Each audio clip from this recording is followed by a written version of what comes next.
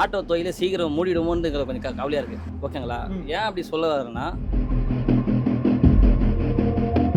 அதுக்கப்புறம் கம்பெனிக்காரே வந்து பெயிண்டிங் பண்ணி தரேன்னு சொன்னான்னா, நடுத்தர எங்கள் மாதிரி ஆளுங்களாம் சீக்கிரமாக இப்போ அதுவும் உள்ளே வந்துச்சுன்னா, அவங்களே எல்லா இடத்துக்கு எடுத்துக்கிட்டாங்கன்னா, எங்களுக்கெல்லாம் ரொம்ப ரொம்ப கஷ்டம். அதான் புதுசு வந்தால் பைசா தூக்கி போடுவாங்க, கேள்விப்பட்டிருக்கீங்களா? அந்த மாதிரி என்னைக்கு புதுசு வந்ததோ அதுலேருந்து பைசெல்லாம் போயிட்டே தான் இருக்குது. நம்ம வந்து இதுதான் நம்ம தொழில் இதுதான் அப்படின்னு நினச்சி நாங்கள் செஞ்சுட்டு இருக்கிறோம். எங்களுக்கு நாங்கள் வயசாகி சாவர மட்டும் எங்களோட ஜென்ரேட் எங்கள் பசங்களோட வர வரைக்கும் நாங்கள் செஞ்சு தான் ஆகணும். அவனுக்கு இப்போ வந்தவங்க எப்போ வேணால் போவாங்க. வருமானம் சம்பாதிக்கிறது ரொம்ப ரொம்ப கஷ்டம். ஏன் அப்படி சொல்ல வரேன்னா, இப்போ நடைமுறை புரிஞ்சு கூட நடுத்தர மக்கள் என்ன பண்ணுறாங்க, அவங்களுக்கு என்ன வாழ்வதார் இருக்குது, அவங்களுக்கு எவ்வளோ பிரச்சனை இருக்குது, இது கொஞ்சம் கூட வந்து இறங்கி யாரும் பார்க்க போகிறதில்ல. மேலோட்டமாக தான் பார்த்துட்டு இந்த நகரத்துக்கு என்னென்ன பிரச்சனை அதுதான் பார்க்குறாங்க தவிர மக்களுக்கு என்ன பிரச்சனை அது யாரும் சிந்திக்கல, யாரும் பார்க்கலங்க. ஓகேங்களா? இந்த மூட்டை தூக்குறமே, கூலி வேலை செய்கிறமே, இந்த மீன் வேலை செய்கிறமே, இனிமேல் ஆடை தொழில் பண்ணுறவங்களாம் என்ன பண்ணுவான்? கஷ்டப்பட்டு சாவதான் முடியும், வேற ஒன்றும் பண்ண முடியாது. வேலைக்கு போயிட்டாரா, எப்படியோ சம்பாதிச்சுட்டு விட்டுவாரு. அவர் எப்படி கஷ்டப்பட்டு அவங்களுக்கு தெரியாது. அவர் எப்படி கஷ்டப்படுறாரு, யாரோட எப்படி அவமானப்படுறாரு, எப்படி அசிங்கப்படுறாரு அவங்களுக்கு தெரியாது. இன்னைக்கு இந்த நடுத்தர மக்கள் எல்லாரும் உண்மையை சொன்னால் கஷ்டப்பட்டு தான் இருக்கிறோம். கால் பண்ணுறேன், ரெஸ்யூம் வாங்கி வச்சுப்பாங்க, கால் பண்ணுறேன்னு சொல்லுவாங்க, கால் பண்ண மாட்டாங்க. அதுதான் இப்போ வந்து அவங்க வந்து ஆல்ரெடி ஒரு இன்டர்வியூவில் என்ன பண்ணுறாங்க, ஆளை செலக்ட் பண்ணிடுறாங்க. ரெஃபர் பண்ணாதான் ரெஃபரன்ஸ் இருந்தால் அவங்க குவாலிஃபிகேஷன் இல்லைனா கூட சேர்த்துடுறாங்க ரெஃபரன்ஸை வச்சு. இந்த ஃபீல்டுலேருந்து நான் இதுலேருந்து எப்படி முன்னேறி போகணும், இன்னும் அதிகமாக தராங்கன்னு நான் அங்கே போக முடியாது. நான் இதுலேருந்தே முன்னேறிட்டேன்.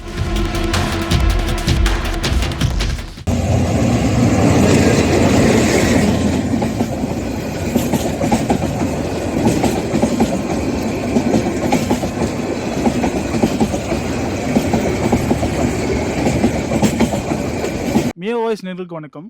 இன்றைக்கி நம்ம வந்திருக்க இடம் சிந்தாரப்பேட்டை. இந்த இடத்துக்கு நம்ம வர காரணம் வந்து ஆட்டோ ஓட்டுநர்கள் சென்னையில் இருக்கவங்க முக்கால்வாசி அவங்க வண்டி வந்து பழுத பார்க்குற இடம். முக்கியமாக டிங்கரிங்கு அப்புறம் பெயிண்டிங் எல்லாமே வந்து இந்த இடத்துல தான் பண்ணுறாங்க முக்கால்வாசி பேர். முக்கியமாக காரணம் என்னென்னா, இங்கே வந்து சீப் ரேட்டு ப்ளஸ் ஒர்க்கும் வந்து ரொம்ப சீக்கிரமாக பண்ணி தரப்போம் அப்படின்ற விஷயந்தான். கிட்டத்தட்ட ஆட்டோ ஓட்டுநர்களை நம்பி மட்டுமே நிறைய பேருடைய வாழ்வாதாரம் இந்த இடத்துல இருக்குது. ஸோ அந்த மாதிரி ஆட்டோ ஓட்டுநர்கள் நம்பி இங்கே இருக்கிறவங்க வியாபாரிகள் முழுக்க முழுக்க அவங்கள பற்றி இந்த வீடியோவில் நம்ம தெரிஞ்சுக்க போகிறோம். அவங்க ஆட்டோ ஓட்டுநரோட வழி, அவங்க வேலைக்கு எவ்வளோ தூரம் கம்மியாகுது, அதனால இங்கே படுத்து பார்க்குறவங்க, இங்கே பெயிண்ட் அடிக்கிறவங்க, இவங்க எந்த அளவுக்கு ஸ்ட்ரகிளை ஃபேஸ் பண்ணுறாங்க, இப்படி எல்லாத்தையுமே ஒரு தொகுப்பாக இன்றைக்கி நம்ம பார்க்க போகிறோம். லேட் பண்ணாமல் வாங்க வீடியோவுக்கு. வணக்கம். சொல்லுங்க பிரதர். உங்கள் பேர் என்ன? என் பேர் அப்பு பிரதர். அப்பு. ஆமாம். ஓகேண்ணா. இங்கே சிந்தாரப்பேட்டையில் கிட்டத்தட்ட ஒரு 200 மீட்டர்ஸ் 300 மீட்டர்ஸ்க்கு ஃபுல்லாகவே இங்கே ஆட்டோ ஒர்க்ஸ் நடந்துட்டு இருக்குது. ஆமாம். சொல்லுங்கள், எந்த மாதிரி ஒர்க்ஸ் இங்கே நடக்குது? நிறைய ஆட்டோ நிற்கிது, நிறைய இடங்கள்லேருந்து இங்கே வருவாங்கன்னு நினைக்கிறேன். ஸோ எந்த மாதிரி ஒர்க்ஸ் இங்கே நடக்குது சொல்லுங்கள். இங்கே ஆட்டோ தொழில் பார்த்தீங்கன்னா டிங்கரிங்கு, பெயிண்டிங்கு, மெக்கானிக்கு, இந்த லைன் ஃபுல்லாக, இந்த லைன் மட்டும் கிடையாது, பாதி லைன் ஃபுல்லாக ஆட்டோ தான். சரி. சமீபகாலம் பார்த்தீங்கன்னா ஆட்டோ தொழிலை சீக்கிரம் மூடிடுமோன்னு கொஞ்சம் கவலையாக இருக்குது. நிச்சயமா. ஓகேங்களா? ஏன் அப்படி சொல்ல வரேன்னா, இன்றைக்கி சில பேர் எல்லாம் ஓலா என்னைக்கு ஊப்பர் எல்லாம் என்னைக்கு வந்ததோ ஆட்டோ இதில் போயிடுச்சு. இன்னும் சீக்கிரமாக வந்து இந்த பேட்டரி வண்டிலாம் வந்து இருந்துச்சுங்களேன், டீசல் வண்டி, கேஸ் வண்டி, பெட்ரோல் வண்டி எல்லாம் போயிடும். ஓகேங்களா? அதுக்கப்புறம் கம்பெனிக்காரே வந்து பெயிண்டிங் பண்ணி தரேன்னு சொன்னான்னா, நடுத்தர எங்கள் மாதிரி ஆளுங்களாம் சீக்கிரமாக பாதிப்பாயிடும், கஷ்டமாக வந்துடும். ஏற்கனவே நாங்களே ஏடியா போட்டியா ஏதோ கிடைக்கிறத வச்சு தான் நாங்கள் தொழில் நடத்துகிறோம். ஓகேங்களா? இப்போ அதுவும் உள்ளே வந்துச்சுன்னா அவங்களே எல்லா இடத்துக்கு எடுத்துக்கிட்டாங்கன்னா எங்களுக்கெல்லாம் ரொம்ப ரொம்ப கஷ்டம். ஓகேங்களா? இப்போ வந்து இந்த தொழில் செய்கிறவங்களாம் சில பேர் எல்லாம் விட்டாங்க, வேலையை விட்டாங்க. ஆமாம், விட்டுட்டு ஆட்டோ ஓட்டுறதுக்கு அந்தமாரி ஏதோ ஒரு தொழில் நடத்துக்கு போயிடுறாங்க. ஏன்னா இது வந்து ரொம்ப கஷ்டமான தொழில். இது கிடைச்சா யூஸ் ஆகும், கிடைக்கலனா ஒரு மாதம் ஆச்சுன்னா வீட்டில் சும்மா தான் இருக்கணும். வேறு எங்களுக்கு எதுவுமே இல்லை. எங்களுக்குன்னு போராட ஒரு தலைவர் யாரும் கிடையாது. ஆட்ட தொழிலேருந்து போராடி எங்களுக்குன்னு ஒன்றும் எதுவுமே கிடையாது. ஆமாம், இது சும்மா ஒரு ஒரு தொழில் தான் வச்சு நாங்கள் செஞ்சுக்கிறோம். இது எங்களுக்கு வந்து பெருசாக தூக்கிலாம் கொடுக்காது.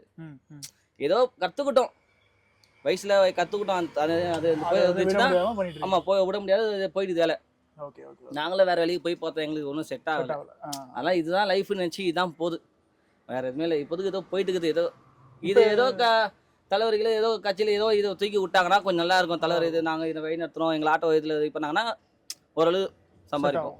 ஆமாம். சரி, கரெக்டாக என்ன மாதிரி ஒர்க்லாம் நடக்குது? பெயிண்ட் அப்புறம் இங்கே வந்து பெயிண்டிங் நடக்குதுங்க. ஓகேங்களா, முனையில் டிங்கர் வேலை நடக்குது, அதுக்கு முன்னாடி மெக்கானிக் நடக்குது, அதுக்கு முன்னாடி ஒரு டிங்கரு, அதுக்கு முன்னாடி ஒரு மெக்கானிக்கு ஒரு பெயிண்டர். ஓகேங்களா, இங்கே மொத்தம் பார்த்தீங்கன்னா 2 பெயிண்டரு 2 டிங்கரு 2 மெக்கானிக், அது போல தான் லைன் ஃபுல்லாக. மற்றபடி இங்கே ஹார்ட் ஒர்க் இதெல்லாம் கிடையாது. இந்த வண்டியோட சாமா வைக்கிறதுலாம் கிடையாது, எதுவுமே கிடையாதுங்க. வேற டிங்கர் பெயிண்டிங் மெக்கானிக் 3 தான். இது வந்து இந்த டிங்கர் பெயிண்டிங் வந்து எல்லா இடத்துலயும் நடக்குது, அங்கங்க நடக்குது. ஆனா வந்து இந்த இடத்தை தேடி வரதுக்கு காரணம் என்ன? நிறைய பேர் இங்க வராங்க. அதாவது ஆக்சுவலாக பார்த்தீங்கன்னா ஒவ்வொருங்களுக்கு ஒவ்வொரு கைவேதம் இருக்கும் பார்த்தீங்களா, கைவேசம். நிச்சயமா. இப்போ நான் நல்ல வேலை செஞ்சுச்சிங்கன்னா கஸ்டமர் என்னை தேடி வருவாங்க. இப்போது என்கிட்ட ஒரு 10 ரூபா கம்மின்னா நல்ல 10 ரூபா கம்மியாக நல்ல வேலை செய்யறான், அதாவது டைம் கம்மியாக கொடுக்குறான். சில பேர் நான் வேலை நல்லா செய்கிறேன்னு சொல்லிட்டு ரேட் அதிகமாக எடுப்பாங்க. 1 மாதம் 2 மாதம் 3 மாதம் இருக்கு எடுத்துன்னு போவாங்க வேலை. ஓகேங்களா, நாங்கள் என்ன பண்ணுவோம்னா வண்டியும் எடுப்போம், ரேட்டுக்கு அதுக்கேற்ற மாதிரி எடுப்போம். மினிமம் ஒரு வாரத்தில் மேக்ஸிமம் ஆமாம் 10 நல்ல அந்த மாதிரி நல்ல வண்டி நல்ல ரேட்னா அதுக்கேற்ற மாதிரி சீக்கிரம் முடிச்சு எடுப்போம். அதனால தான் எங்களை தேடி வருவாங்க. அவங்கவுங்களுக்கு ஒரு கஸ்டமர் இருப்பாங்க, அவங்க மூலியமா ஒரு 4 பேர் தேடி வேலை செய்வாங்க, நல்லா பண்ணி கொடுப்பாங்க, சீக்கிரம் முடிச்சு கொடுப்பாங்க. அதனால நம்மளை தேடி எடுத்து கொடுப்பாங்க, அதனால எங்களுக்கு ஒரு போகுது. ஆமா, இப்போ நாங்களே சில புது கஸ்டமர் வரான்னு வச்சுங்களேன், நாங்கள் ஒரு ரேட்டு கேட்க அவங்க ரேட்டு செட் ஆகாது. இப்போ நாங்கள் ஒரு 10 ரூபா ஜாஸ்தி கூட கேட்டோம்னா இன்னொருத்தர் சீப்பாக கேட்பான், 10 ரூபா கம்மியாக கேட்பான். அவனுக்கு வந்து வேலை பெருசா அவ்வளோ தெரியாது, ஏதோ அந்த வருமானம் கச்சா போதுன்னு வச்சுக்கின்னு அவன் சம்பாதிச்சு குத்துருவான். ஆனா வண்டிக்கு அவனுக்கு போயிடும், வயிற்றுக்கெல்லாம் போயிடும், அவன் கொடுத்து போயிடும். வேலை வண்டிக்கு விட்டவனுக்கு வந்து அந்த திருப்தி இருக்காதுல்ல, செஞ்ச வேலை திருப்தி இருக்காது. சீக்கிரமா மாசத்துல வண்டி ஃபயர் ஆகிடும். அது அந்த மாதிரி எல்லாம் போயிடுது. சரி, அதுவும் நாங்கள் அட்ஜஸ்ட் பண்ணி ஏதோ நம்மளும் கொஞ்சம் போகணும்னு சொல்லிட்டு இதை எடுத்து செய்கிறோம். சரி சார், நீங்கள் ஒரு விஷயம் சொன்னீங்க ஸ்டார்டிங்ல. சொல்லுங்க. இப்போ வந்து இந்த ஆட்டோ தொழில் வந்து ரொம்ப அழிஞ்சிட்டு வருது, நீங்கள் கட் கூட பார்க்குறீங்க அப்படின்னு. ஆமாம். நீங்கள் நிறைய பேர் வந்து பார்த்துருப்பீங்க, நீங்கள் தெரிஞ்சவங்க ஆட்டோ ஓட்டுறவங்க வரவங்க நிறைய பேர் பார்த்துருப்பீங்க. இப்போ நீங்கள் பார்த்தவங்களே வந்து ஆட்டோ வச்சு சம்பாதிக்க முடியாம ஆட்டோ வித்துட்டு வாழ்வாதாரமே இழந்துட்டு போனவங்களாம் பார்த்துருக்கீங்களா? இருக்காங்க பிரதர், ஏன் இல்லை? இன்னைக்கு எனக்கு தெரிஞ்ச விபரத்தஞ்சிலேருந்து நிறைய பேர் ஆட்டோ 500 ஆட்டோ நான் எவ்வளோ வண்டி வச்சுருந்தாங்க. இன்றைக்கி போனால் எல்லாரும் அந்த வண்டி விற்றுட்டாங்க. ஏன் அப்படி விற்ற காரணம்னா, இந்த 2000 மாடலாம் வண்டி வச்சுக்க கூடாது, அது எல்லாத்தையும் இது பண்ண சொல்லிட்டு என்னைக்கு காம்பேக்ட் உள்ள வண்டி உள்ளே வந்ததோ அதுலேருந்து பாதி ஆட்டோலாம் போயிடுச்சு. அதான் புதுசு வந்தால் பைசா தூக்கி போடுவாங்க, கேள்விப்பட்டிருக்கீங்களா? அந்த மாதிரி என்னைக்கு புதுசு வந்ததோ அதுலேருந்து பைசெல்லாம் போயிட்டே தான் இருக்குது. புரியுதுங்களா? ஏமாலாம் 10 20 வண்டி 30 வண்டி வச்சுக்கலாம், அவங்களாம் வண்டி வித்துட்டாங்க, எல்லாத்தையும் வித்துட்டாங்க. வித்துட்டு தான் இன்னைக்கு எல்லாம் 1-2 புதுசு வண்டி எடுத்து லைனில் அப்படியே ஓட்டி எடுக்கிறாங்க. அது எவ்வளோ போய் நிறைய பேர் வச்சுருந்தாங்க வண்டி, நிறைய பேர் வித்துட்டாங்க. அதெல்லாம் வித்துட்டு ஏதோ 1-2 வச்சு கொஞ்சம் போன சொல்லி அட்ஜஸ்ட் பண்ணி ஓட்டுங்கிறாங்க வண்டியை. வேற ஒன்றும் பெருசா ஒன்றும் இல்லைல்ல, அவ்வளோலாம் இப்போ லட்சங்கள்லாம் சம்பாதில ஒன்றும் இல்லை பாரு. இதுக்குன்னு ஒரு கோட்பாடு இருக்கு. இந்த எப்படி சொல்றது, அந்த ஓலா ஓப்பர்லாம் எதுவுமே அந்த லைன்ல இல்லைன்னா ஆட்டோ தான் முக்கியமா அப்படின்னு தோணுச்சுன்னு வச்சுங்க. இந்த டீசல் வேலை, பெட்ரோல் வேலை, இந்த பேட்டரி, இந்த மீட்ரு போடுறது வேலை, இதெல்லாம் எல்லாமே கொஞ்சம் சரி செஞ்சான்னு வச்சுங்களேன், ஆட்டோ அதில் சூப்பராகும். ஓகே, அதெல்லாம் சரி செய்யணும் நம்மளோட ஆசையும். ஏன்னா எல்லா ஆட்டோட கோரிக்கையும், ஏன்னா டீசல் விலை ஏறிச்சு, நிச்சயமா கேஸ் விலை ஏறிச்சு, பெட்ரோல் விலை ஏறிச்சு. இது இன்னும் அது 3மே ஸ்டாப் ஆயிடுச்சுன்னா அடுத்தது பேட்டரி தான் வரப்போகுது. இன்னும் பேட்டரி வந்துச்சுன்னு வச்சுக்கோங்க, ஏற்கனவே மின்சாரம் அதிகமாகி பில்லு எகிருது, இன்னும் மின்சாரம் வந்துச்சுன்னு வச்சுக்கோ அவ்வளோதாங்க, எல்லாம் எக்கே போயிடும். புரியுது. சரி, இது அடுத்தபடியாக இப்போ இன்னும் ஒரு 3 வருஷம் 4 வருஷத்துல இந்த ஆட்டோ ஓட்டுகளோட எண்ணிக்கை கம்மியாயிடுச்சுன்னா இப்போ உங்கள் வாழ்வாதாரம் என்ன ஆகும்? நீங்கள் அது கஷ்டம் தான் பாரு. அதான் திருப்பி பசங்க சொல்கிறேங்கல்லங்க, கிடைக்கிறத வச்சு தான் நாங்கள் வேலை செய்கிறோம். இப்போ நீங்கள் பார்த்தீங்கன்னா எங்கள் தொழிலில் ஏடி போட்டு நிறைய பேர் வந்துட்டானுங்க. என்ன மேட்டர்னா, வேலை தெரியாது. வேலை தெரியாதவங்க வந்து ஏதோ ஒன்று நம்மளும் கொஞ்சம் சம்பாதிக்கலாம் அந்த ஆசை இருக்குது பார்த்தீங்களா, அந்த ஆசை வந்து ஏதோ பட்டி போட்டு வேலை செஞ்சு ஒரு வண்டி ஏற்றோன்னா நம்ம 2000 கச்சா போதும் 3000 கச்சா போதும் நிறைய பேர் வந்துட்டாங்க. புரியுங்களா? அவங்களும் நம்ம வந்து விடக்கூடாது, நம்ம வந்து இதுதான் நம்ம தொழில் இதுதான் அப்படின்னு நினச்சி நாங்கள் செஞ்சுட்டு இருக்கிறோம். எங்களுக்கு நாங்கள் வயசாகி சாவர மட்டும் எங்களோட ஜென்ரேட் எங்கள் பசங்களோட வர வரைக்கும் நாங்கள் செஞ்சுதான் ஆகணும். அவனுக்கு இப்போ வந்தவனுக்கு எப்போ வேணால் போவானுங்க. புரியுதுங்களா? நாங்கள் எங்கள் வயசுலேருந்து இதுதான் வேலை செஞ்சுக்கிறோம். அதனால் இந்த தொழிலை விட முடியாது. இதுல எவ்வளோ வருமானம் வருது இதுல? அதே மாதிரி இப்போ எப்படி மரத்தில் சீசனுக்கு ஏற்ற மாதிரி காய் காய்க்குது பார்த்தீங்களா, அதுதான் இது. அவ்வளோதான். அவ்வளோதான் பேச. இது வந்து ரெகுலராக கண்டினியூ நம்மளுக்கு வண்டி வரேன்னு சொல்லவும் முடியாது ஆக்சுவலாக. ஓகேங்களா? இது வண்டி வர்ற இடத்துல எவனா பிடிச்சின்னு போடுவான். அங்கே போவீங்க வேணா கம்மியாக சேர்ந்து எவனா பிடிச்சின்னு போவான். வர வழி. ஆமாம், வரவே இல்லை. அது தெரிஞ்சவன் மட்டும்தான் வேணாப்பா நான் இங்கேயே விட்டுறோம்பா கான்ஃபிடண்டாக சொல்கிறான்மா, அவன் மட்டும்தான் இங்கே எடுத்துன்னு வண்டியை விடுவான். மற்றபடி வர நேரத்தில் எவனோ மெயின்ட்டு மாற்றி அழகாக வண்டி பிடிச்சி எடுத்துன்னு கொண்டு இருப்பாங்க. அது சில பேர் கஷ்டப்பட்டு ஏன்டா வண்டி விட்டு இவ்வளோ செலவாயிடுச்சு, ரொம்ப எவ்வளோ பேர் செல்லாம் இருக்குது. அதெல்லாம் வந்து நம்ம வந்து நம்மளோட ஃபீல் பண்ணி நிறைய பேர் சொல்லியிருக்காங்க. ஆமாம், அதிகமாக காசு கொடுத்துட்டேன் ஏமாந்துட்டேன் அப்படின்னு நிறைய பேர் இருக்கிறாங்க. கண்டிப்பாக நிறைய பேர் பார்த்துருக்கேன். சரி, நம்மளால முடிஞ்சு ஹெல்ப் பண்ணோம். அவங்களுக்கு தெரியலனா கூட நானே எடுத்து சொல்லுவேன். இந்த ரேட்டு லைனருக்கு, மெக்கானிக்கு, எலக்ட்ரிஷியனில் பெரம்படிக்கிறது, பில்டிங் போகிறது எல்லாத்துக்கும் இந்த ரேட்டு, இந்த ஒர்க்கு இங்கே வேணால் நீங்கள் இடத்துல வாங்க நான் சீப்பாக பண்ணி தரேன்னு நானே எடுத்து சொல்லுவேன். சில பேர் கேட்பாங்க, சில பேர் கேட்க மாட்டாங்க. சில பேர் நினைப்பாங்கம்மா இவன் சொல்கிறத பார்த்தா இவனும் கமிஷன் விற்பானா அப்படிம்பாங்க. ஓப்பனாக சொல்லுவேன், எடுத்து ஸ்ட்ரைட்டாக போய் வண்டியை விட்டுருவேன். நீங்களே பேசிக்கின்னு நான் வந்துகிட்டே இருப்பேன். அவங்களே பேசி முடிப்பாங்க. அவ்வளோதான். நம்மளுக்கு இது இருக்க இந்த தொழிலில் வந்து என்ன கமிஷன் வாங்க உண்மையை சீசன் நீங்கள் பேட்டிட்டு சொல்ல உண்மையை சொல்ல கமிஷன் வாங்க மாட்டேன். வண்டி எடுத்துன்னு ஸ்ட்ரைட்டாக விடுவேன். ஏன் அப்படி விடுவானா, ஒரு நல்ல மனசன் அவனை பார்த்தா சம்பாதிக்கிட்டோம், அவனுக்கு பிள்ளை கூட வச்சுருப்பான்ல, அதனால் அவனை சாப்பிட சொல்லிட்டு வண்டியை விட்டு நீங்கள் பேசிடுச்சு. அந்த மாதிரி தான் போயிட்டு வேலை. ஓகே தல. இப்போ நம்ம பார்க்குற நேர்களுக்கு உங்கள் இந்த கடை கேரேஜ் வந்து கரெக்டாக எங்கே இருக்குன்னு லொக்கேஷனோட சொல்லுது. இது வந்து சிந்தாரப்பேட்டை நெடுஞ்சங்காலினி. இது ஓகேங்களா? நெடுஞ்சங்காலினி ஹவுசிங் போர்டு பேர் போனது இஷ்டாங்க இப்போ. ஆனால் அது இடிச்சா கூட அது பேர் அழியாது. பேர் சொன்னால் அழியாது. ஆமாம், நெடுஞ்சங்காலினி ஹவுசிங் போர்டு. ஓகே, சின்ன நெடுஞ்சங்காலினி ஹவுசிங் போர்டு சொன்னால் இங்கே யாருன்னே தெரியும். அதான் அதோட அடையாளம். இங்கே வந்து ஆட்டோ டிங்கரிங் மட்டும் சொன்னால் ஆமாம், இங்கே நெடுஞ்சங்காலினி ஹவுசிங் போர்டு சொன்னாலே இந்த இடத்துல புரிஞ்சுப்பாங்க. ஏன்னா இது ஒன்மையில கூவாரம் சொன்னதுலாம் தெரிஞ்சிடும். ஓகேங்களா? இது நெடுஞ்சங்காலினி. அது கொஞ்சம் தள்ளி போனால் இறக்கும். ஓகே, அந்த மாதிரி ஏரியா இது. ஓகே நண்பா, ரொம்ப நன்றி. நம்மள்ட்ட பேசி உங்களுடைய அந்த வேலையை பற்றின பகிர்வு நம்மள்ட்ட பகிர்ந்துட்டீங்க. ரொம்ப நன்றி. எதுவும் கவலைப்படாதீங்க. எல்லா ஆட்டோ நம்ம பேட்டி எடுத்து சொல்கிற மாதிரி இந்த ஒரு விஷயம் வந்து இப்போயே இருக்காது. நிச்சயமாக அவங்களுக்கு ஃபேவராக மாறும். ஓகேங்களா? ஓகே. இதில் ஒன்றே சொல்கிறேன். இது இன்னும் ஒரு விஷயம்னா, இந்த ஆட்டோ தொழிலில் இருக்கவங்களுக்குலாம் வந்து ஓப்பனாக சொல்ல போனால் யாருக்கும் சொந்த வீடெலாம் கிடையாது. அதான் உண்மையாக சொல்ல போனால். ஏன்னா என்னை பற்றி நிறைய பேர் பார்த்துருக்கேன். பெருசாக யாருக்கும் சொந்த வீடு இல்லை, எல்லாருக்கும் வாடகை வீடு தான். ஏதோ இது பேசணும்னு பேசுகிறேன். சரி, நான் இப்போ சொல்லுங்கள். இப்போ வேலைப்பாடு அதை பற்றிலாம் டோட்டலாக பேசுகிறீங்க. இப்போ இந்த வருமானத்தை வச்சு வீட்டில் இப்போ வீட்டு நடத்துறது எவ்வளோ கஷ்டமாக இருக்குது? ரொம்ப ரொம்ப கஷ்டங்க. வருமானம் சம்பாதிக்கிறது ரொம்ப கஷ்டம். ஏன் அப்படி சொல்ல வரேன்னா, இப்போ நடைமுறை கொஞ்சம் கூட சரியில்லை. ஆட்சி யாரும் சரியாக ஆடலைங்க. ஓப்பனாக சொல்ல போனால் அதான் உண்மை. அவங்கவுங்க பணம் சம்பாதி தான் பார்க்குறாங்க தவிர நடுத்தர மக்கள் என்ன பண்ணுறாங்க, அவங்களுக்கு என்ன வாழ்வதார் இருக்குது, அவங்களுக்கு எவ்வளோ பிரச்சனை இருக்குது, இது கொஞ்சம் கூட வந்து இறங்கி யாரும் பார்க்க போகிறதில்ல. மேலோட்டமாக தான் பார்த்துட்டு இந்த நகரத்துக்கு என்னென்ன பிரச்சனை அதுதான் பார்க்குறாங்க தவிர மக்களுக்கு என்ன பிரச்சனை அது யாரும் சிந்திக்கல, யாரும் பார்க்கலங்க. ஓகேங்களா? எவ்வளோ பேர் சாகுறாங்க இதனால். நான் வருமானத்தில் ரொம்ப கஷ்டப்படுறாங்க. எல்லாருக்கும் ஒரு வாழ்வதற்கு ஏதாவது ஒரு உதவி, ஒரு வேலை, ஒரு கடை, ஏதாவது ஒரு உதவி பண்ணால் அவங்க நல்லா இருப்பாங்க. ஓகேங்களா? இப்போ வீட்டு பிரச்சனை எடுத்துங்க. நம்ம இன்னைக்கு ஒரு 1000 2000 சம்பாதிச்சா 3000 சம்பாதிச்சா தான் குடும்பத்தை ரன் பண்ண முடியும். 500 1000 சம்பாதிச்சா ஒன்றுமே பண்ண முடியாது. ஓகேங்களா? நம்ம இங்கேயும் வீட்டு கடையும் பார்க்கணும், வீட்டு பிரச்சனையும் பார்க்கணும். ஒரு மனுஷன் எவ்வளோ தான் பாரத்தை சுமப்பான். விலைவாசி கம்மியான மட்டும்தான் அவனால் வாழ்வாதாரம் வாழ முடியும். இல்லைன்னு வச்சிங்களேன், எல்லாரும் சீக்கிரமாக தூக்கு பண்ணுறா செத்துருவாங்க. கஷ்டங்க, வேலை செய்து ரொம்ப கஷ்டம். பணக்காரன் அவன் எப்படியோ கோடிக்கணக்கில் பணம் சம்பாதிச்சிருமா, அவன் எப்படியோ வாழ்ந்துருவான்.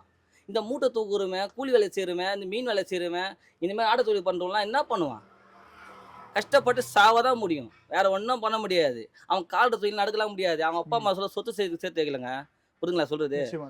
அவன் கோடி பணம் வச்சுக்கலாம். அவனுங்களாம் இறங்கி வந்து இந்த ரோட்டில் இருக்கவங்களுக்கு, இந்த தொழில் கூலி தொழில்கள்லாம் அவங்களும் பணம் உதவி பண்ண வச்சிங்களேன், நாங்கள் ஏன் கஷ்டப்படுறோம்? எங்களுக்குன்னு ஒரு ஊக்க கொடுத்தீங்கன்னா, எங்களுக்கு ஒரு கடை ஏதாவது ஒரு உதவி பண்ணிச்சில்ல, நாங்களும் கொஞ்சம் மேலே வரலாம்ல. கண்டிப்பாக. புரியுங்களா? எங்களுக்கும் எந்த உதவியும் கிடையாது. புரியுங்களா? நாங்கள் சம்பாதிக்கிறோம், நாங்கள் சாப்பிட்றோம், உழைக்கிறோம், அவ்வளோதாங்க. எங்களை எவ்வளோ நாங்கள் சாப்பிட்ற மட்டும் உழைச்சி தான் ஆகணும். எங்கெல்லாம் பெருசாக நிதி உதவிலாம் ஒன்றுமே கிடையாது. ஏதோ ஆட்சி நல்லா இருக்குதுன்னு நாங்கள் எல்லாம் பண்ணோம். கட்சியில் பார்த்து இந்த ஆட்சி மட்டும் இல்லைங்க, எந்த ஆட்சி வந்தாலும் சரி ஒன்றும் யூஸ் கிடையாது. நல்லா ஒன்று புரிஞ்சுங்க. ஃபஸ்ட்டு விலைவாசி என்னைக்கு கம்மியாகுதோ அன்றைக்கி தான் அந்த ஆட்சி நல்லா இருக்கும். அதுக்கு ரொம்ப கஷ்டம் தாங்க. ஓகே, இல்லை இப்போ இவ்வளோ தூரம் கஷ்டப்படுறீங்க, இந்த கஷ்டம் இவ்வளோ தூரம் கஷ்டப்படுறோம், வருமானம் கம்மியாகுது அப்படின்றத வீட்டில் புரிஞ்சுக்கிறாங்களா? அவங்க புரிஞ்சுக்க மாட்டாங்க.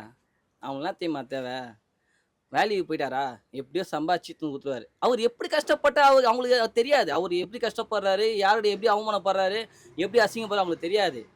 ஓகேங்களா? நான் இன்னைக்கு வந்து இன்னைக்கு எப்படியாவது ஒரு 2000 3 ஏன்னா 1000 500 சொல்ல முடியாதுங்க. 500 ரூபாய் நினச்சி 50 ரூபா என்னது 500 ரூபாய் 50 ரூபா அசாட செல்வாடு இப்போலாம். எப்படி பார்த்தல 2000 3000 எத்தனை போனால் தான் வீட்டை ரன் பண்ண முடியும். ஏன்னா பசங்க இருக்கிறாங்க. ஸ்கூல் ஃபீஸ்லேருந்து ஓகேங்களா, புக்குலேருந்து ட்ரெஸ்லேருந்து பேக்லேருந்து வீட்டு சாப்பாடு செல்லேருந்து எல்லாமே எடுத்துட்டு எல்லாமே பார்க்கணும். ஓகேங்களா? இது இல்லை வருமானம் அதிகமாக சம்பாதிச்சா மட்டும்தான் குடும்பத்தை ரன் பண்ண முடியும். ஓகேங்களா? இல்லைன்னா கஷ்டம்தான். குடும்பத்தில் ஏகப்பட்ட பிரச்சனை வரும். இதெல்லாம் ஒரு ஃபேஸ் பண்ணணும். அதை ஃபேஸ் பண்ணுறதுக்கு 1 மடங்கு ஒழிச்சா மட்டும் போதாது, 3 மடங்கு ஒழிக்கணும். ஏன்னா அப்படி தான் இருக்குது. இப்போது அப்படி தான் போகுது. ஏன்னா தங்க விலையிலேருந்து விவசாய அந்த காய்கறி விலையிலேருந்து எல்லாமே ஏறி போயிடுச்சு. புரியுதுங்களா? அப்படி இருக்கும்போது எப்படி ஒரு மனுஷன் என்ன பண்ண முடியும்? உழைச்சி தான் ஆகணும். ஒழிக்காமல் இருக்க முடியாதுங்க. கஷ்டங்க அதெல்லாம். பணக்காரன் ஒன்றும் பண்ணுவாங்க. அவன் ஒழிச்சாலும் சரி ஒழிக்கலாம் சரி, அவனுக்கு தேவை ஆக மட்டும் பணம் வந்துடும். அவன் ஜாலியாக சுற்றுவான், ஜாலியாக இருப்பான். அவன் என்ன வேணா இது பண்ணுவான். நம்மளால பண்ண முடியாது மாரி. இதாங்க லைஃப். எங்கள் லைஃபு. உங்கள் பசங்க என்ன தடவை படிக்கிறாங்க? எங்கள் பசங்களை வந்து ட்ரிபிள் படிக்கிறாங்க. ஓகேங்களா? அவங்க 2 பேரும் மாத ஃபீஸ் வந்து ஒன்று வந்து 1500 ரூபா, ஒன்று வந்து 1200 ரூபா. பெரியவனுக்கு 1500 ரூபா, சின்னவனுக்கு 1200 ரூபா. 2 பேர் படிக்கிறாங்க. இப்போ தான் இடையில வந்து புத்தகம்லாம் வாங்கணும், பேகு எல்லாமே வாங்கி கொடுத்தோம். அது ஒரு 2 பேருக்கு ஷேர் பண்ணி பார்த்தீங்கன்னா ஒரு 8000 வந்தது. முடிஞ்சிச்சு 2 பேருக்குள்ளே. நாங்கள் வந்து பெரிய ஸ்டோரில் போய் எடுக்க மாட்டோம், விதை லோக்கலில் தான் எடுப்போம். ஏன்னா பெரிய ஸ்டோரில் போனால் அவங்க இங்கே லோக்கலில் விற்கிற பேக்கு தான் ஸ்டோரில் விற்பான். இவன் இங்கே 500 ரூபா சொல்கிறான், அவன் 1000 ரூபா விற்பான். இவன் 1000 ரூபானா அவன் 2000 விற்பான். ஓகேங்களா? ஆனால் பேக் ஒரே பேக்கு தான்.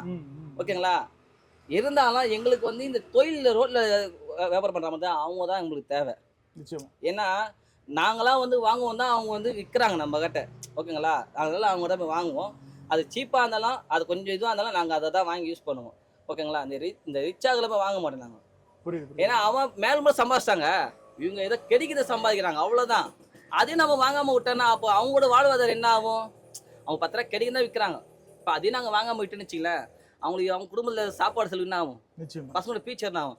எல்லாம் யோசிச்சு பாருங்க. அதெல்லாம் ரொம்ப கஷ்டங்க. அது மனுஷன் உண்மையை சொல்கிறேங்க. என்னைக்கு இந்த நடுத்தர மக்கள் எல்லாரையும் உண்மையை சொல்கிறாங்க, கஷ்டப்பட்டு தான் இருக்கிறோம். இது இருக்க இந்த எந்த ஆட்சி வந்து நாங்களாம் சூப்பராக இருக்கிறோம், எங்கெல்லாம் நல்லா இருக்குது எவ்வளோ ஒருத்தர் சொல்லி பார்க்கலாம்? ஒருத்தன் கூட சொல்ல மாட்டான். வாழ்க்கை முழுவதும் கஷ்டப்பட்டு தான் இருக்கிறோம். எங்களுக்கு நிலையாக எதுவுமே கிடையாது. ஒன்றே ஒன்று சொல்கிறாங்க, எல்லாமே கம்மியாகிடுச்சின்னு வச்சுங்களேன். எல்லாமே கம்மியாச்சுன்னா எங்களோட வாழ்க்கை நல்லாயிருக்கும். நடுத்தர மக்கள் எல்லாரும் சூப்பராக இருப்பாங்க. ஏன்னா விலைவாசி கம்மியாச்சுன்னா அவன் சம்பாதிச்சு அவன் என்னென்ன சேர்த்து வைக்கணுமோ அவன் சேர்த்து வச்சு பண்ணுவான். ஓகேங்களா? இன்றைக்கி சவரெல்லாம் இங்கேயே போயிடுச்சு பார்த்தீங்களா? பொண்ணு கொடுக்குறோம் எவ்வளோ கஷ்டப்படுவான் சொல்லுங்கள், யோசிச்சு பாருங்கள்.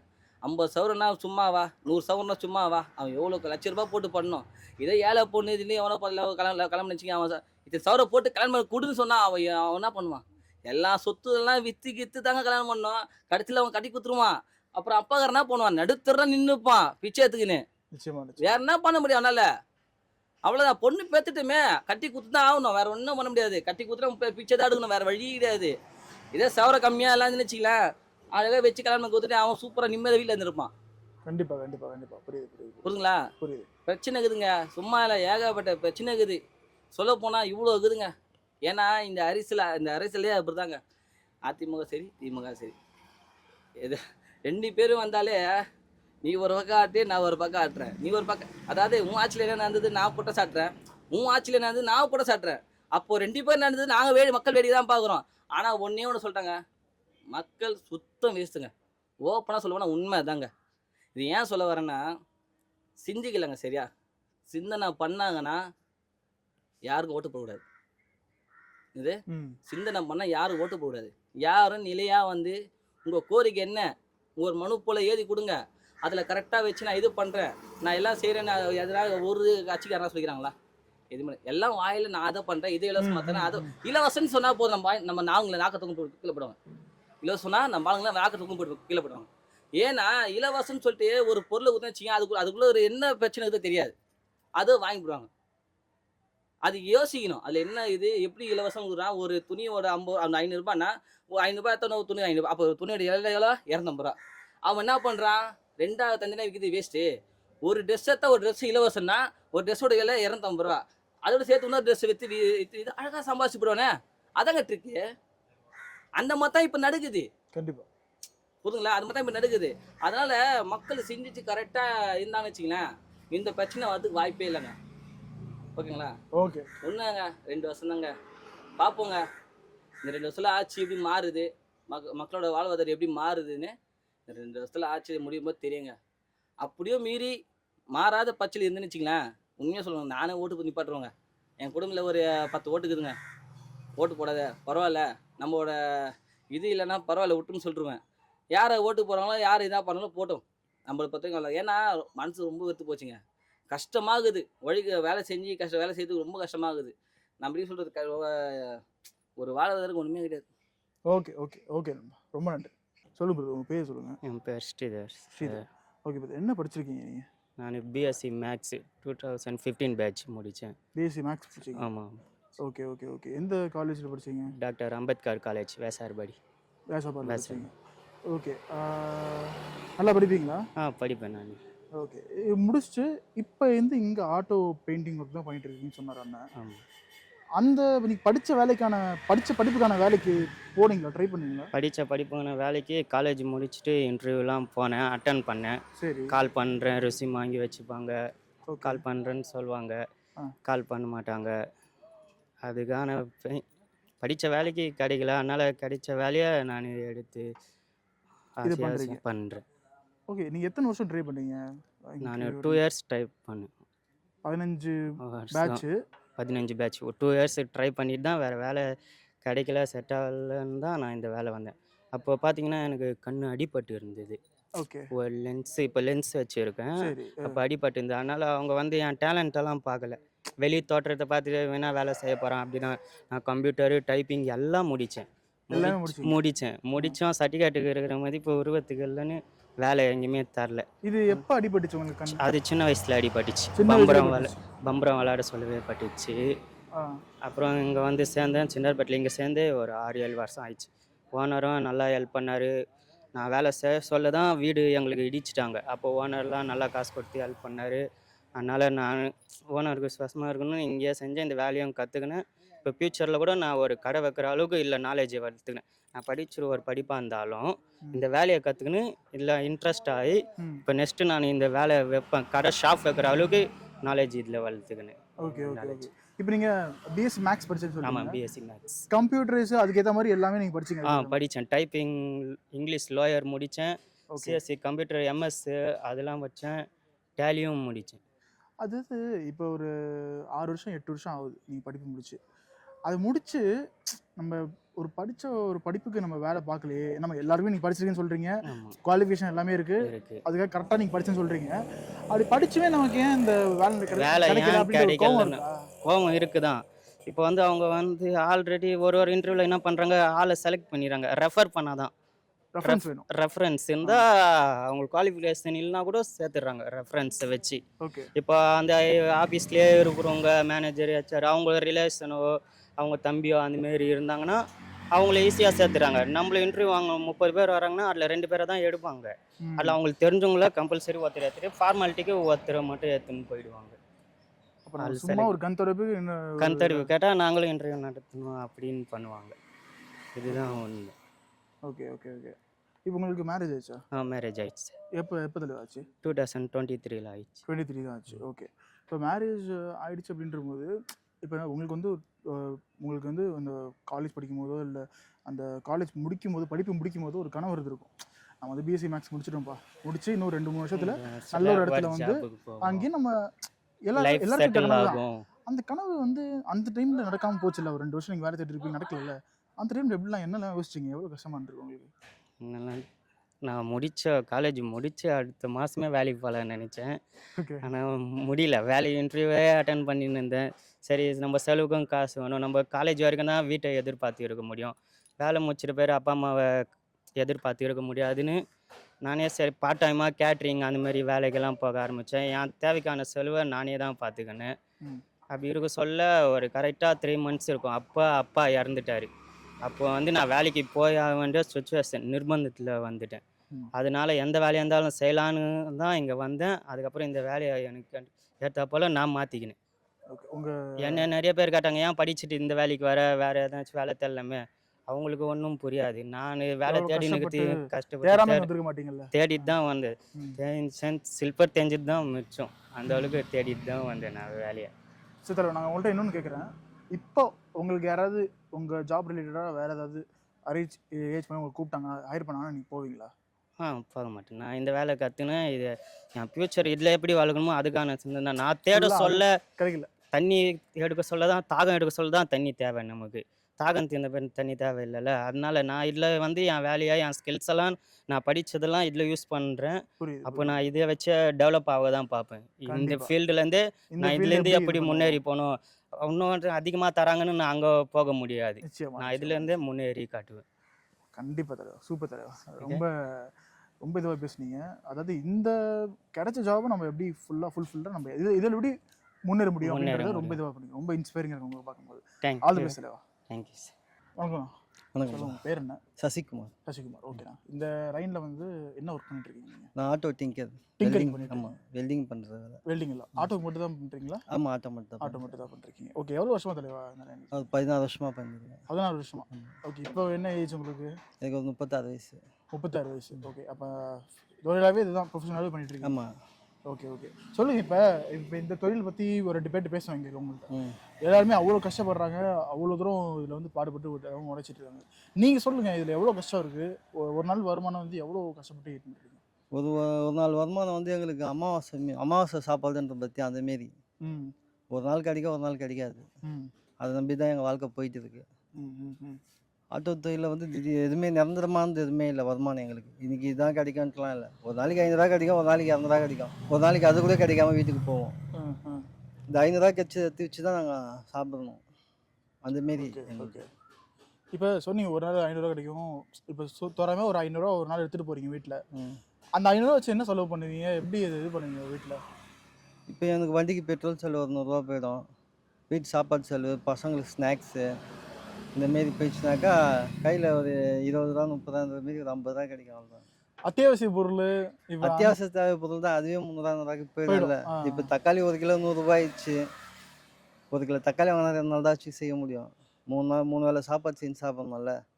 அதனால் ரொம்ப கஷ்டம் தான் எங்களுக்கு. இப்போ நம்ம வந்து வெளில வந்து இவ்வளோ கஷ்டப்படுறோம். ஒரு வெளில வந்து இவ்வளோ வேலை செய்கிறோம். ஒரு நாளைக்கு வருது, ஒரு நாள் வரல. இப்போ காசு வந்து ஒரு நாள் 1000 2000 வந்து எடுத்துகிட்டு போனால் அது வேறு விஷயம். சில நாள் வராமே இருக்கும், சுத்தமாக காசே வராது. நீ வீட்டுக்கு போய் வெறும் கை வீசிட்டு இல்லை. ஆமாம். அப்போல்லாம் வீட்டில் கேட்பாங்களா, ஏன் உண்மை காசு வித்துறாரா இருக்கீங்க? இல்லை சொன்னால் புரிஞ்சுப்பாங்களா, இல்லை எப்படி இருப்பாங்க? எங்கள் வீட்டில் சொன்னால் புரிஞ்சுக்குவாங்க. மற்ற வீட்டில் எப்படி தெரியல, எங்கள் வீட்டில் ஒரு விஷயத்தில் சொன்னால் புரிஞ்சுக்குவாங்க. ஓகே. ஒரு நேரத்தில் இல்லாத நேரத்தில் ரொம்ப கஷ்டமாக இருக்கும். பக்கத்தில் யாருக்குன்னா கடை வாங்கிட்டு போவோம். அந்தமாரிலாம் போகிற நிலமை இருக்குது. ஒரு நாள் 2 நாள்லாம் அட்ஜஸ்ட் பண்ணிக்கலாம். 3ஆம் நாள் வச்சுனாக்கா கையில் இருக்காது. பக்கத்தில் யாருக்குன்னா இப்போ ஒரு 1000 கடன் கொடுத்து தரேன் அப்படின்னு சொல்லிட்டு வாங்கிட்டு போய் வீட்டில் இருக்கிற தேவையை பூர்த்தி பண்ணணும். அவ்வளோதான். அந்தமாரி நிறைய இது இருக்குது. நிரந்தரமாக எதுவும் சமாளிக்க முடியாது. வந்தால் இது, வரலன்னா ஒன்றுமே இல்லை. அன்றாட. ஆமாம், அன்னன்னைக்கு தேவைக்கு ஸ்டில் சேர்த்து வைக்கிறதுலாம் வாய்ப்பே இல்லை. சேர்த்து வைக்கிறதுக்கு ஒன்றுமே இல்லை. அம்பானியாக நம்ம சேர்த்து வைக்கிறதுக்கு ஒன்றுமே இல்லை. ஒன்றுமே இல்லைங்க. சரி, உங்கள் பசங்க என்ன பண்ணுறாங்க? என் பையன் 4வது படிக்கிறான். ஒரே பையன் தான்? ஒரு பையன் ஒரு பொண்ணு. பொண்ணு இப்போ ஃபர்ஸ்ட் ஸ்டாண்டர்ட் போகுது. ஓகே. கவர்மெண்ட் ஸ்கூலில் தான் படிக்கிறேன். ப்ரைவேட் ஸ்கூலில் படிக்கிறவங்களாம் வசதி இல்லைல்ல. Okay okay. 2 பசங்களும் கவர்மெண்ட் ஸ்கூல் தான்? ஆமாம். Okay okay okay. இப்போ பசங்க கவர்மெண்ட் ஸ்கூலில் படிக்கிறது தப்பு இல்லை. பட் இருந்தாலும் நமக்கு தெரிஞ்சவங்க, இல்லை நம்ம கூடவே இருக்கவங்க, நம்ம ரிலேட்டிவ்ஸாக இருக்கட்டுமே, அவங்க பசங்கள்லாம் வந்து ஒரு ப்ரைவேட் ஸ்கூலில் நம்ம படிக்கும்போது நமக்குன்னு ஒரு பர்சனலாக ஒரு ஆசை இருக்கும்ல. நம்ம ஆசை இருக்குது. இருந்தாலும் நம்மளுக்கு என்ன தேவையோ அதுதான் செய்ய முடியும். நம்மளால் கை இருப்பு என்ன இருக்கோ அதான் பண்ணுவோம். அவங்க வச்சுருப்பாங்க, அதனால் ப்ரைவேட்டில் சேர்ப்பாங்க. நம்மள்கிட்ட இல்லை, அதனால் கவர்மெண்ட்டில் சேர்த்து வச்சு படிக்கிறோம். படிக்கிற பிள்ளை எங்கே பார்த்து சேர்த்தாலும் படிக்கும். கண்டிப்பாக. ஸோ இப்போ வந்து பசங்க கவர்மெண்ட் ஸ்கூல் படிக்கிறாங்க. மேற்கொண்டு வந்து இப்போ காலேஜோ அது இன்னும் நிறைய வருஷங்கள் இருக்குது. இருந்தாலும் கேட்குறேன், மேற்கொண்டு காலேஜ் படிக்கணும், அதுக்கான செலவுகள் எவ்வளோ ஆகும்னு தெரியும் உங்களுக்கு. இப்போ அது மட்டும் இல்லை, இப்போ திடீர் ஒரு ஹாஸ்பிட்டல் செலவு, ஒரு திடீர் செலவு நிறைய ஏதாவது வரும். இப்போ அந்த மாதிரி திடீர் செலவுகள் இப்போ சேர்த்து வச்சா தான் ஓரளவுக்கு நம்மள்ட்ட இருக்கும். சேர்த்துக்கிட்டு வழி இல்லை, அது வேற விஷயம். இப்போ அந்த மாதிரி செலவுகளுக்குலாம் என்ன பண்ணுவீங்க? அந்த நேரத்தில் திடீர்னு ஏதாவது கஸ்டமர், ஏதாவது தெரிஞ்ச கஸ்டமர் இருப்பாங்க, அவங்களுக்கு ஃபோன் பண்ணி சொன்னால் காசு அனுப்பிச்சுடுவாங்க. ஃப்ரெண்டுங்க இருப்பாங்க, அவங்கள்ட்ட ஃபோன் பண்ணி ஒரு எமர்ஜென்சி ஒரு 1000 போதானா அந்தமாரி கொடுத்து அனுப்புவாங்க. எடுத்து வச்சு சேர்த்துக்கிறதுக்குலாம் இதில் ஒன்றுமே எதுவுமே இல்லை. ஏன்னா ஒண்டியாக உட்காந்து வேலை செஞ்சு ஒண்டியாக கஷ்டப்பட்டு போகணும். அடிக்கிற வெயிலில் இப்போ வேலையும் செய்ய முடியல வேறு. ஆமாம், அனல் கையில் நெருப்போம், அனல் செய்ய முடியாது. ஓகே, அது நீங்கள் வேற வந்து ஆமாம், அந்த வேலை ரொம்ப கஷ்டமாக இருக்கும்ல. அதனால கொஞ்சம் பார்த்து செய்ய வேண்டியதாக இருக்குது. சரி, இப்போ இவ்வளோ தூரம் அனலில் வெயிலில் அந்த இதில் வேலை பார்க்குறீங்க, நைட்டு இப்போ படுக்கும்போது எவ்வளோ கஷ்டமாக இருக்கும்? கண்ணில் வாய்ப்பை தோல் வச்சுருந்தா படுக்கணும், அந்தமாரி எரிச்சலாக இருக்கும். இருக்கும், கண் எரிச்சல் இருக்கும். அதாவது பழகிச்சுனால கொஞ்சம் தெரியாது, பழகாதவங்களுக்கு ரொம்ப கஷ்டம்தான். கண்ணில் மண்ணு கொட்டி விட்ட மாரி இருக்கும். கண்ணு முன்னே அப்படி தான் இருக்கும். ஆமாம், கண்ணை மூடி தூங்கினோடனே கண்ணில் மண் கொட்டி விட்டு முன்னே எப்படி இருக்கும் அந்தமாரி இருக்கும். அந்த நேரத்தில் ஏதாவது கண் மருந்துனா வாங்கி விட்டுன்னு படுப்போம். அதெல்லாம் வாழைப்பழ தோலை வச்சுன்னு படுப்போம். அந்த நேரத்தில் அந்த ஈட்டை கொஞ்சம் தணிக்கும், அதுக்கோசரம். எதுக்கு எங்கள் வாத்தியார் சொல்லி கொடுத்துட்டு வாழைப்பழ தோல்லாம் வச்சுன்னு பார்த்தா கண்ணு ஹீட்டு குறையும் அப்படின்னு சொல்லுவார். அதனால் அது வச்சுன்னு பார்த்தா அதேமாரி குறையும். ஆமாம். ஆனால் டெய்லியுமே பண்ணுவீங்களா? டெய்லியும் தான் பண்ணிகிட்டு இருக்கோம். ஓகே, இப்போ கூட அதான் பண்ணிகிட்டு இருக்கோம் நாங்கள். பழகிச்சு, அதனால் அந்த அளவுக்கு தெரியல. ஆனால் ஒன்று திடீர்னு வண்டி அதிக வெளிச்சத்தை பார்த்தா கண்ணு கொஞ்சம் மங்கலாகும். ஓகே, அந்த ஹீட்லேயே அவ்வளோ க்ளோஸாக நீங்கள் ஒர்க் பண்ணுறதுனால. ஓகே, திடீர்னு வெல்டிங் பண்ணியிருப்பேன், திடீர்னு அதான் வந்து எதிர்க்க வந்து அவங்க உதவும் தெரியாது சடனாக. டக்குன்னு பார்த்தா ஆமாம், ஒரு 5 செகண்ட் கழிச்சு அதுக்கப்புறம் பார்த்தா தான் தெரியும் ஆள் வந்து நிற்கிறது. புரியுது. அதேமாரி அதிக வெளிச்சத்தை பார்த்தா கண்ணு கூசும், இந்தமாரி இது. ஓகே, அதுக்குன்னு இப்போ ஒரு கண்ணாடிலாம் போட்டு ஒர்க் பண்ணுற அந்த அது இருக்குது, இருந்தாலும் பழகிச்சு கண்ணாடி போடாமல் பண்ணிட்டு. ஓகே, புரியுது. மோஸ்ட்லி எங்கள் இதில் பார்த்தா 90% பேர் கண்ணாடி போடாமல் தான் செய்கிறோம். கண்ணாடி போட்டு செஞ்சால் பாதுகாப்பு. அது கற்றுக் கொடுக்கும் போதுவே எங்களுக்கு அது கண்ணாடி கற்றுக் கொடுக்கல. ஓகே, அப்படியே பழகிட்டோம். சரி. இப்போ வருங்காலத்தில் யாராவது பண்ணா கண்ணாடி போட்டுன்னு பண்ணால் அவங்களுக்கு நல்லது. புரியுது.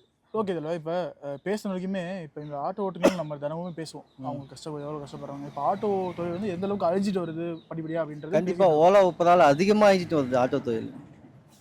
இந்த மற்ற கம்பெனியால் ரொம்ப அதிகமாக அழியுது.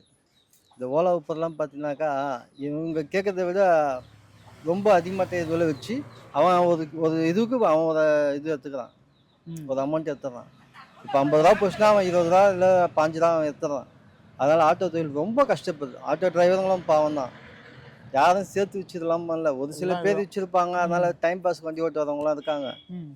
ஒரு சில பேர்லாம் வந்து குடும்ப கஷ்டத்துக்கு ஓட்ட வருவாங்க. அதனால் இந்த வெளிநாட்டு கம்பெனி கொஞ்சம் அவாய்ட் பண்ணால் கொஞ்சம் நல்லாயிருக்கும் நம்ம இதுக்கு. சரி, இப்போ ஆட்டோக்களை நம்பி தான் இப்போ உங்களோட தொழில் இருக்குது. ஆமாம், வெல்டிங் எல்லாமே பண்ணுறீங்க. இப்போயே வந்து எண்ணிக்கை ரொம்ப கம்மியாக இருக்குன்னு சொல்கிறீங்க. இப்போ ஒரு 3-4 வருஷத்தில் இப்போ நிறைய இடத்துல மெட்ரோ வருது, நிறைய விஷயங்கள் பிளான் பண்ணுறது. அதுக்கப்புறம் ஆட்டோவோட எண்ணிக்கை ரொம்ப குறைஞ்சிச்சுன்னா நீங்கள் என்ன தொழில், அது என்ன பண்ணலான்னு ஐடியா தெரிலங்க. அப்போ தான் யோசிக்கணும். ஆட்டோ இருக்கிறதுக்கு ஆட்டோ நம்பி தான் வேறு தொழில் பண்ண முடியும். அதுக்கப்புறம் என்ன தொழில் பண்ணுறது எங்களுக்கு தெரியல. உங்களுக்கு என்ன ஐடியா பண்ணுறதுன்னு தெரில. ஆமாம், ஏன்னா இதை நம்பி தான் எங்கள் பொழைப்பு ஓடிட்டு இருக்கு, ஆட்டோ நம்பி தான். இப்போ அதிகமாக மெட்ரோ ட்ரெயின் வந்துச்சு, இருந்தாலும் ஒரு சில ஆட்டோ ஓடும்ல, ஒரு சில ஆட்டோக்கள் நம்பி. அந்த ஆட்டோவை நம்பி வேணாலும் பொழைப்பு பார்க்கலாம்.